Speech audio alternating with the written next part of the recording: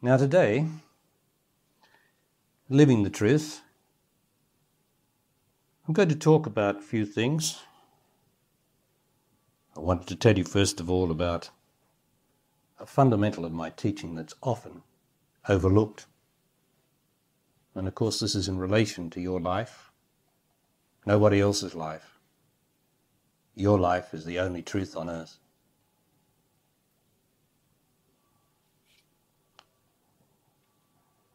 So I'm going to talk about emotion there. I'm going to talk about how to dissolve emotion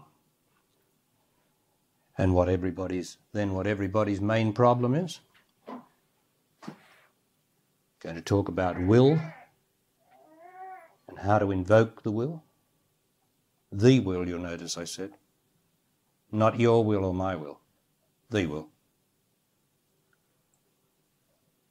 I'm going to refer to mirrors. And then I think I'll talk about the human mind and the divine mind, or how to return the human mind to the divine mind.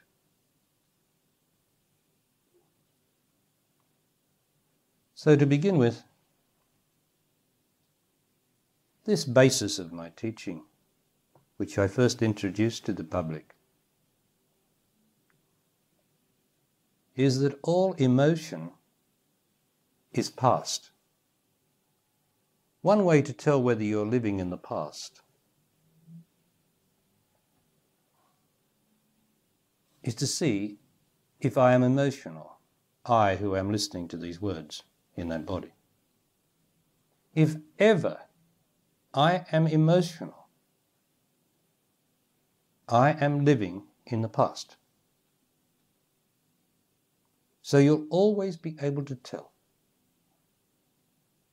Now, of course, it is obvious that I can only drink a glass of water in the present. So my thirst can only be quenched in the present. It will never be thirst by thinking about a glass of water.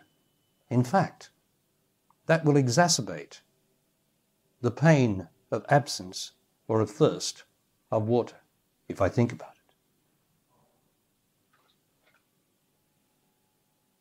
So whenever I am feeling emotional, which means disturbed, does it not?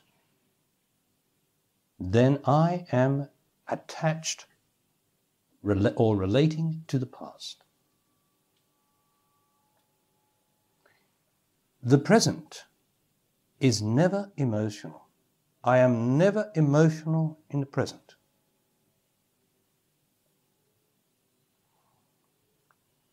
For instance, if I am joyous, and I can only be joyous in any moment, can't I? I can only be joyous now. Because joy is always now. You can't be joyous in the past. If you think about when you were joyous in the past, you are emotional, because you are thinking about the past. If you were thinking how beautiful it was to be with your partner or someone else 4 days ago, that beauty, which at the time was in the present, when you think about it, is now in the past. And it will come back by the law and bite you. That thought about how good it was in the past will activate the past, and the past will rise up in you as an emotion of loss or absence, and I will suffer. I will get emotional and feel that I am bereft of that which I had then, now.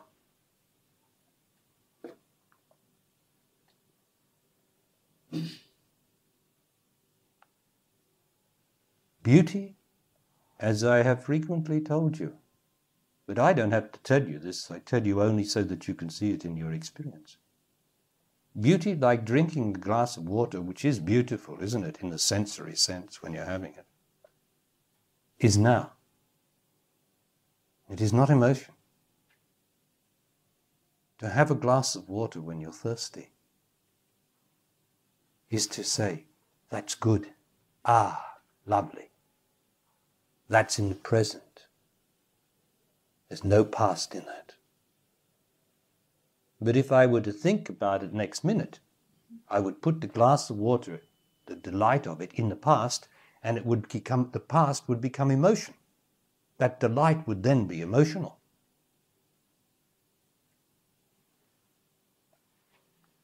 Beauty, joy, wonder, privilege, gratitude, sweetness, love, tenderness, rightness, truth are all in the present. There is no emotion attached to them whatever. If there is, you have put whatever that facet of truth is in the past. From this it follows that if all emotion is the past, then all thought must be of the past. And the reason for this is that all thought comes out of emotion. All thought arises from the past. And the thought tries to find the cause, tries to find the cause of the emotion that gave birth to it. Tries to look at everything but the real cause of the emotion. Because thought will never eliminate itself. So it looks at 99.9% of all the reasons, thinking, what is the answer to this? Where do I come from? What is the solution to the universe? What is this law of love? What is the law of science? Always looking for red herrings, because it can never eliminate itself. So thought will never, ever lead you to the truth. And you can say to me, as many people do, isn't it good to reflect on what I have done, what I did, and learn the lessons from that? And I say no. That is not good, even though in your experience it works. It is not good because things have moved on. I have brought a new energy, a new teaching to this earth. And you are frequently with me, many of you people here.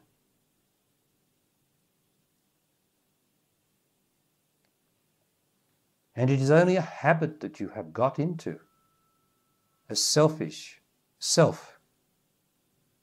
emotional habit of needing to go over what you had done to learn where you went wrong. That's a habit. It is not the truth. There is no need to reflect on anything whatever that I have done, because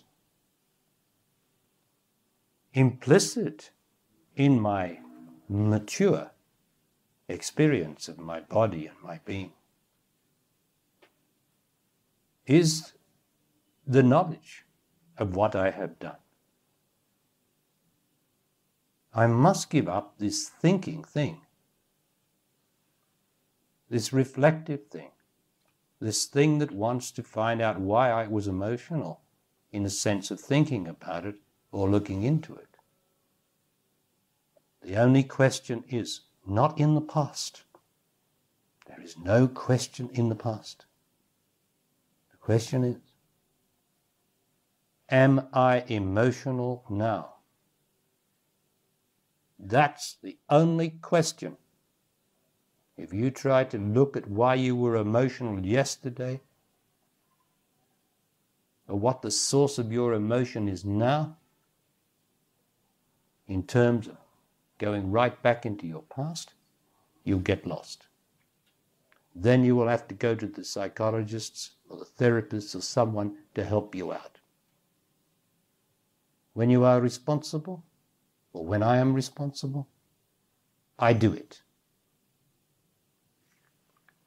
So the question is, am I emotional now?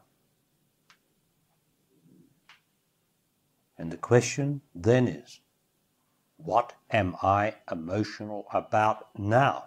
Not yesterday. What am I emotional about now? That will reveal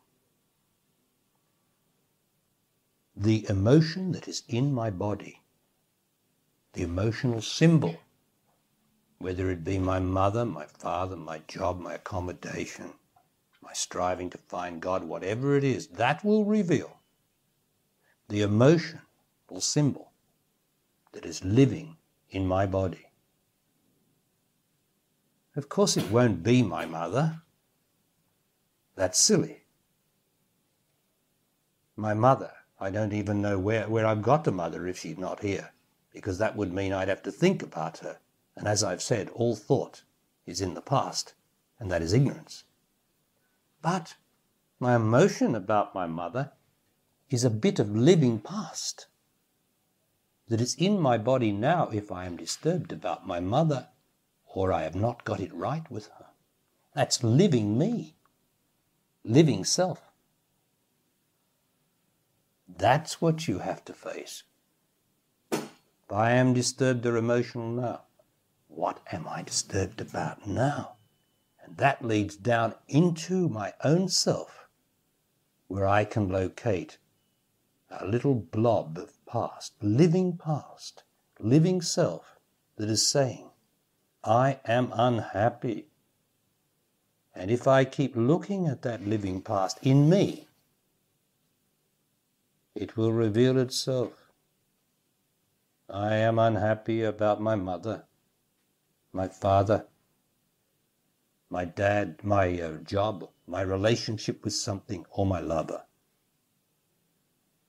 Then I have to be very, very honest, which is another unique thing that I have introduced to this world. Honesty. Then I have to be very honest. And I have to say, what is wrong with my relationship? What am I doing? Where am I not giving? Where am I expecting or taking? That takes great honesty. Because myself, my mind, won't be honest. It will avoid identifying that. It will try to find all other reasons, but won't find the cause of its own, or the source of its own destruction.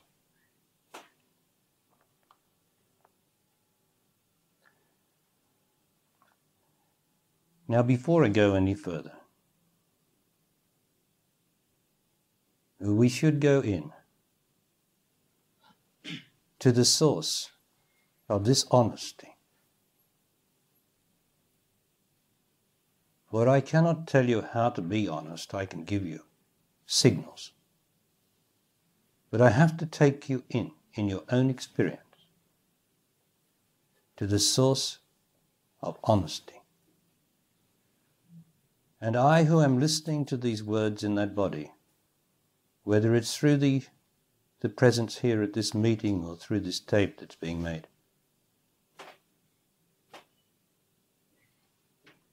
I have to be willing to descend into this place of honesty inside my body, which is called me. It is the most intimate place inside the body listening to these words. The place that I, in that body listening to these words, called me. This is where I feel everything. Joy and sweetness, beauty, love of life. Also pain. And to get into this place with my attention, with my perception, I have to sometimes pass through or go past, go around myself, my emotions.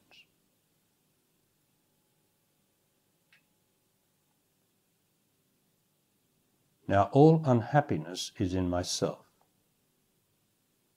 There is no unhappiness in me where I am going to lead you in that body. There is no unhappiness there.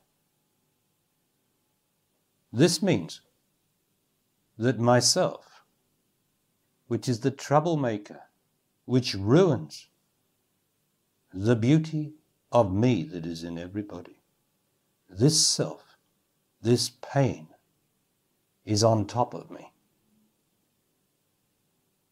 And its name is emotion, and therefore its name is past. Because you are with me, and because you are willing, I, who am listening to these words, can go immediately down into me, into this splendid place where there are no opposites, where it is all sweetness and light. Whoever heard of such a thing? Well, that's it. There is no opposite to the clarity, the sweetness, or the light that is clarity and peace inside of me. There is no opposite. All opposites, that is, where there's the thought of beauty, which has an opposite such as ugliness, all those opposites are in myself. And that self is going to endeavor to stop my attention from uniting with me, the reality inside my body. So the only thing that's going to get in the way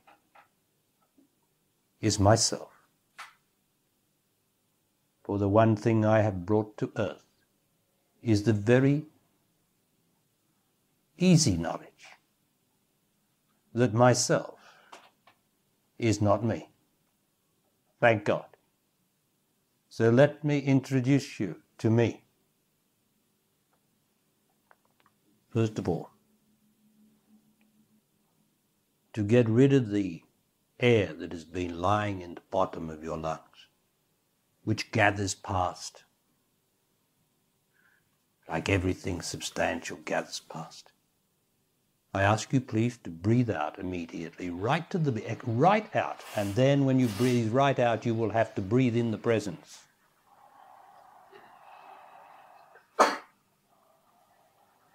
And do that 3 or 4 times into the belly or the diaphragm. And keep the corners of the lips up. And enjoy breathing in and out, because it's lovely.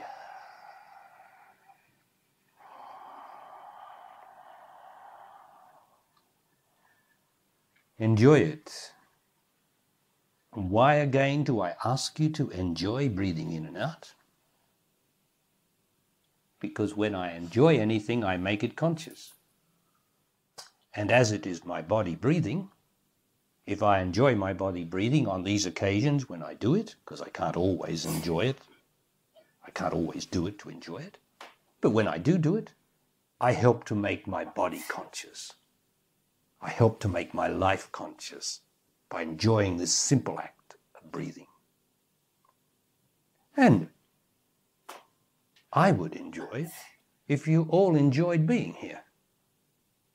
Well, you see, if you enjoy being here, even though yourself would rather be doing something else or wants to think about something else, if I in that body enjoy being here, then I am making being here more conscious. It's as simple as that.